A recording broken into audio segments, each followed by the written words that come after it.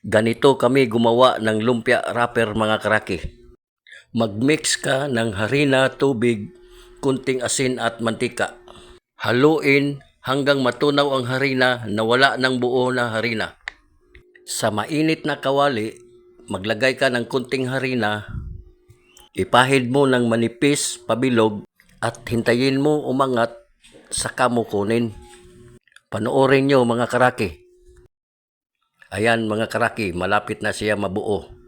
At saka, hintayin natin na umangat yan. Panoorin natin.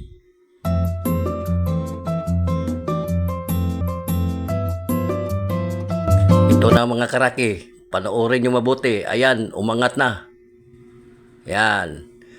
Saka ito kunin. Yan. Ganyan ang paggawa namin ng lumpia wrapper. Yan mga karaki.